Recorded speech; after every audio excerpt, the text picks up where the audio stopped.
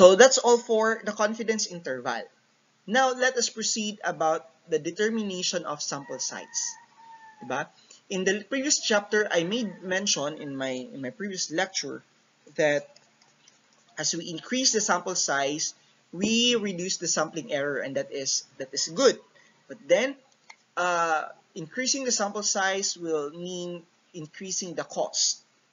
So we have to determine the appropriate sample size nga igo lang po to attain our targets, no, to determine what we would like to determine, with at the same time minimizing also the cost in the collection of the data. So in the previous discussion, I mentioned there are many ways on how to calculate for the sample size, and this is one on how to determine the sample size. Okay, in the business world, sample sizes are determined prior to the data collection. So it should be done before the collection of data to ensure that the confidence interval is narrow enough to be useful in making decisions.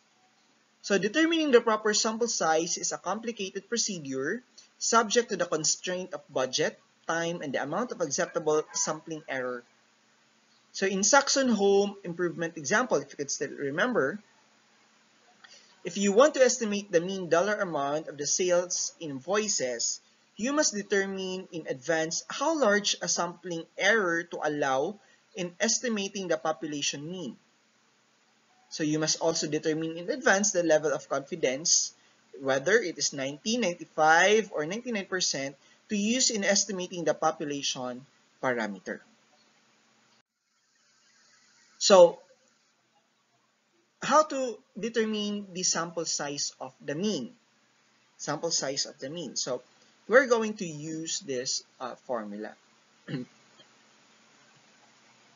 we are going to use this. Hiwi naman po ni nga pagka sulat. Oy, pasensya na gid mo ha. Pasensya. So, gamiton, di na lang. Gamiton natin yung formula. So, the sample size, n, is equal to the product of the z value, alpha divided by 2, squared, and the standard deviation squared, or that's just the variance, divided by the square of the sampling error. So, as easy as that one. So, you have to remember this formula.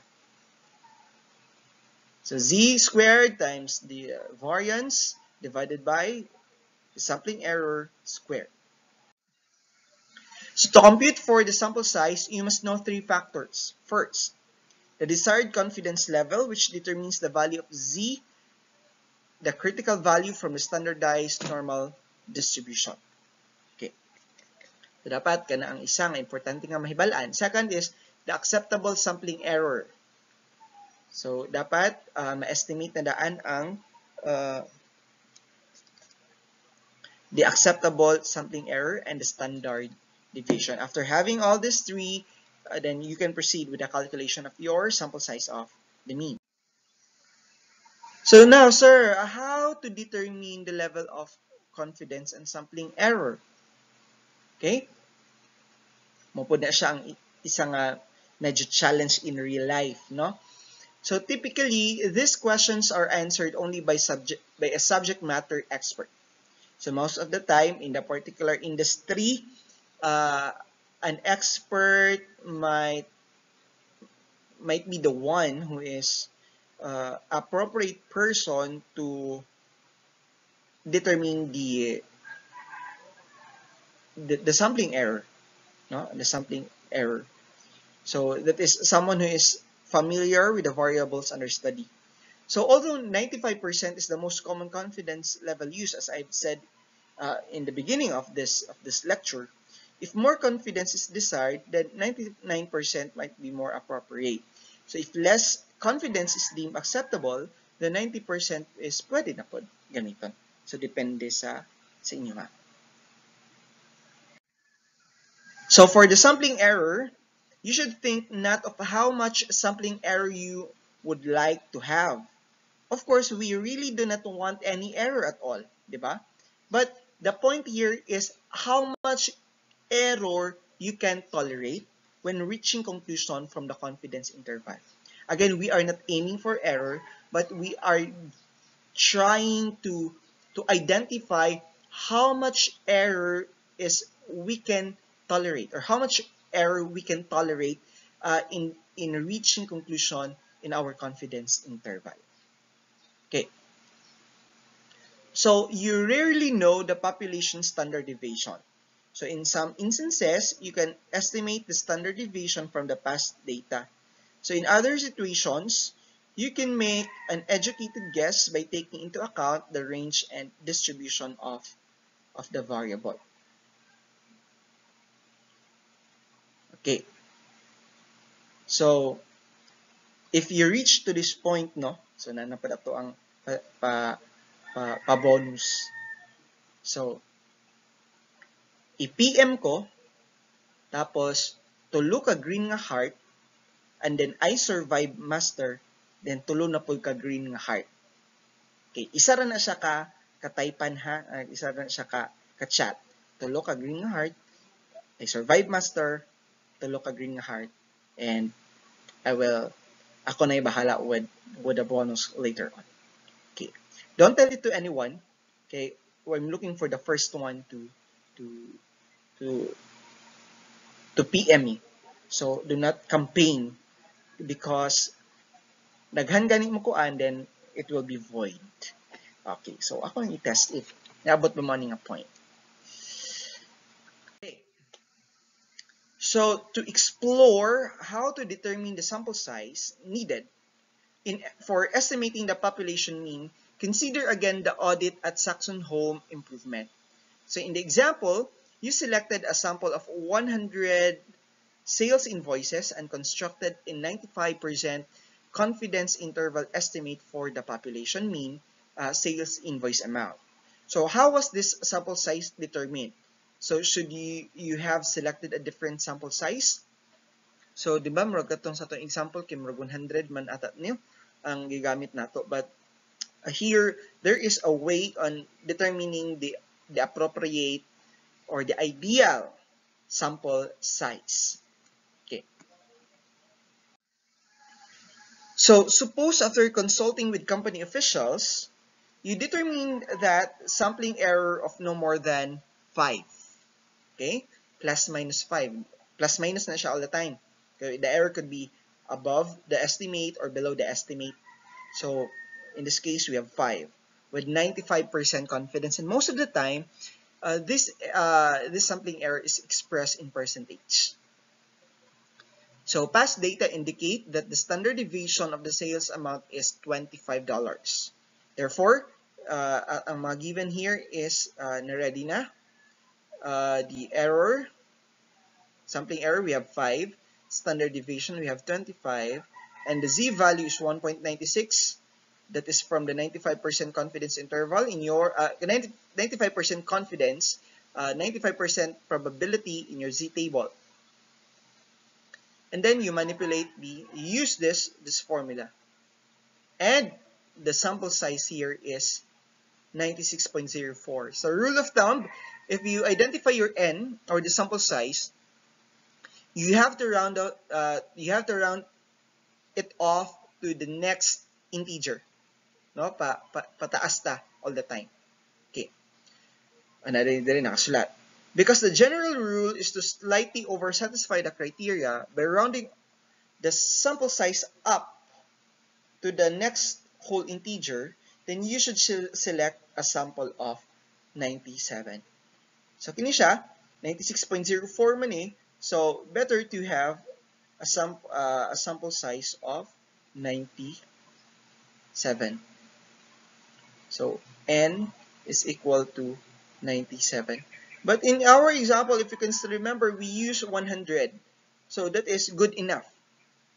That is a good sample size in estimating our confidence interval.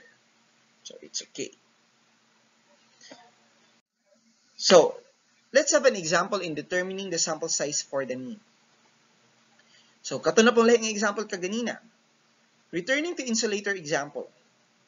Suppose you want to estimate with 95% confidence the population mean force required to break the insulator to within plus minus 25 pounds. So on the basis of a study conducted the previous year, you believe that the standard deviation is 100 pounds. So determine the sample size needed. So in the example that we have earlier, the sample size in the given was 30. So but we will try to determine if pila di ay ang appropriate nga sample size. So here the confidence level is 95. The error here is plus minus 25, and the standard deviation is 100. So we can now proceed solving for the n. So just use the formula, and we have here 61.47. So how are we going to interpret this result? So interpret it this way. So therefore, you should select a sample of 62 insulators. Because the general rule is to determine, this is approximately, this should be 62.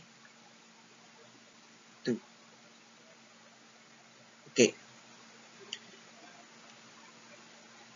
So you should select a sample of 62 insulators because the general rule for determining sample size is to always round up to the next integer value in order to slightly over-satisfy the criteria desired. Excuse me. An actual sampling error slightly larger than 25 will result in a sample standard deviation calculated in this sample of 62 is greater than 100 and slightly smaller if the sample standard deviation is less than 100. So that is for the sample size for the mean. How about calculating or determining the sample size for the proportion? Okay, so if we are dealing with proportion, we will be using this formula.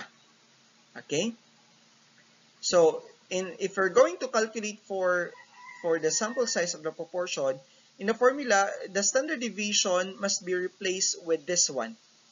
Okay, ayun yung kalimte. Instead of using standard deviation, since wala man tayo standard deviation direct between 0 and 1, between yes or no, we don't have mean, we don't have standard deviation. So we are going to use this one instead of standard deviation. So we have the square root of the population proportion times 1 minus the standard 1 minus the population proportion. So muna ni siya. Okay. Solving for n, you have the sample size necessary to develop a confidence interval estimate for the proportion. So if we're going to calculate for the error, sampling error, you can use this formula. But if we're going to solve for n, then you have to do your necessary mathematics here. Imo lang na siyang i-solve so that you can solve for n. No? I-manipulate lang yung formula. Okay. So this is the formula for the error, diba? So if we're going to manipulate the formula for error, and if you're going to solve or look for n, so this is now the formula. Okay. N is equal to the z value times the population proportion times 1 minus the population proportion divided by the error squared. So the sample size n is equal to the product of the z value squared, the population proportion, and 1 minus the population proportion divided by the square of the sampling error. So as easy as that, just manipulate the formula, then you can come up with the answer. So to compute the sample size, you must know 3 factors. First, the desired confidence level, which determines the value of Z, the critical value from the standardized normal distribution. Second, the acceptable sampling error and the population proportion. So, how do you state a value for what you are trying to determine? Okay, balik ko na ako. How do you state a value for what you are trying to determine? So, there are two ways. First, in many situations, you may have past information or relevant experience that provides an educated estimate of the population proportion. If you have historical data, if you have data in the industry, you can utilize that one. No? Of course, okay, that is it's quite difficult to determine for the population proportion. But if you have historical data, if you have industry data, then well and good.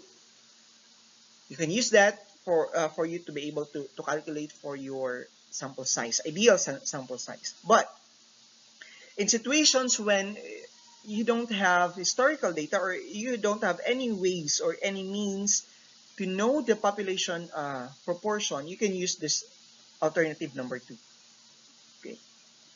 So if you do not have past information or relevant experience, you can try to provide a value for the population proportion that would never underestimate the sample size needed. So you can see that the quantity pi times 1 minus pi appears in the numerator. Thus, you need to determine the value of pi that will make the quantity pi times 1 minus pi as large as possible.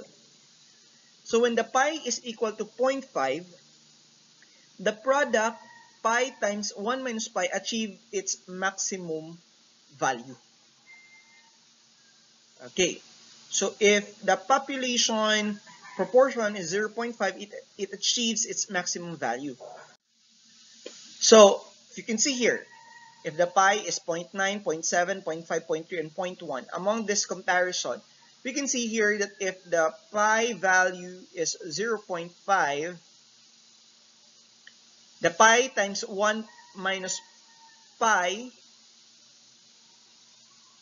is greatest, no? At 0.25 compared to the others. Therefore, it means one thing. If ever that the population proportion is unknown, if the population proportion is unknown, then bet you use pi value of 0.5. Again, if if you use pi value of 0.5 if the population proportion is unknown. Okay, so as easy as that. So, sulbad ang problema. Therefore, when you have no prior knowledge or estimate of the population proportion, or that your pi, you should use pi equals 0.5 or 0.5 for determining the sample size. So, using pi equals 0.5 produces the largest possible sample size. So, dili na ito ma-compromise ang sample size. And results in the narrowest and most precise confidence interval. So this increased precision comes at the cost of spending more time and money for an increased sample size. Also, note that if you use pi equals 0.5 and the proportion is different from 0.5, you will overestimate the sample size needed. So you use only the 0.5 is if there is no other way. Okay? But if there's a way, better calculate, identify the population proportion.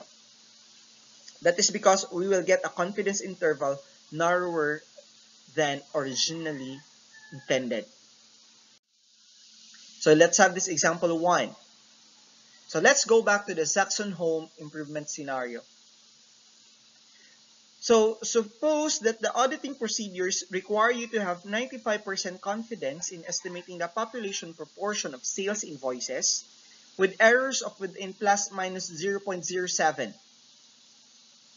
So the result from past months indicate that the largest proportion has been no more than 0.15. So, with those given, with the error of 0.07, population proportion of 0.15, and the z-value of 1.96 for that is equivalent for the 95% confidence, now you can calculate for the sample size n. Okay? Just substitute the figures, the z-value, we have the population proportion, the 1 minus 0.15, so we have 0.85, and let's square the 0.07 error, and we have here 96 as our ideal n. So approximately this is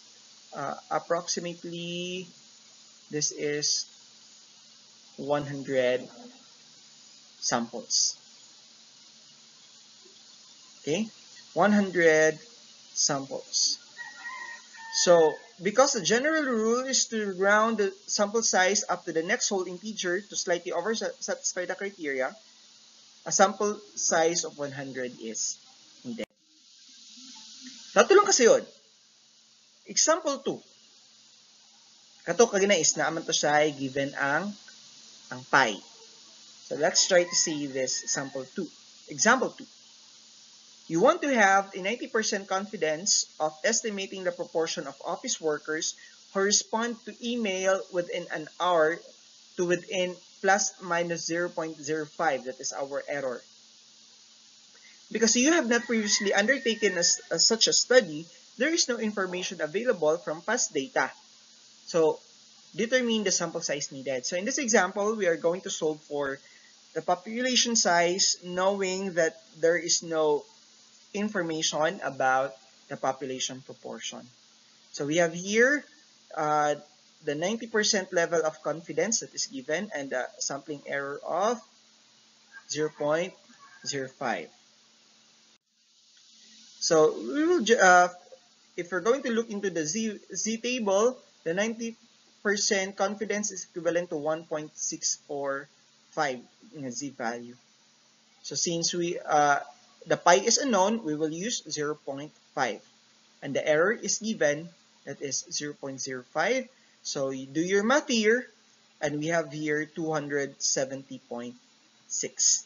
So approximately, we will be needing 271 samples to have a more accurate confidence interval estimate. Okay?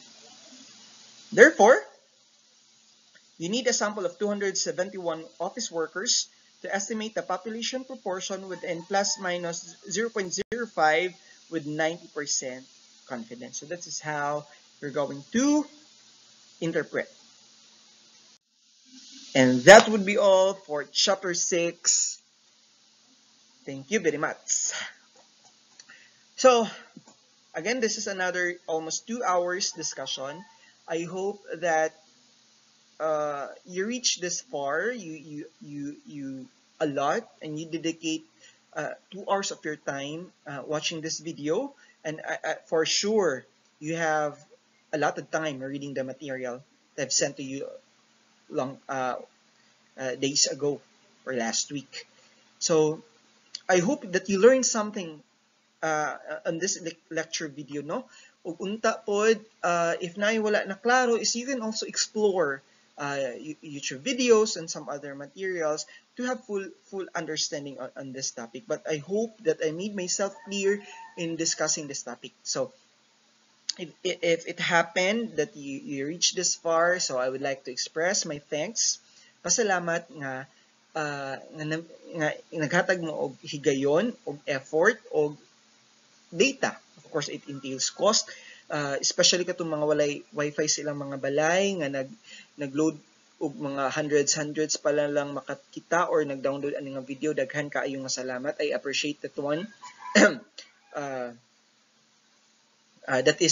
big thing for us, no, that our students are paying effort, no, in trying to understand the lessons that we are trying to impart to our students. So from the bottom of my heart, daghan kaayo nga salamat. So gigutom na ko.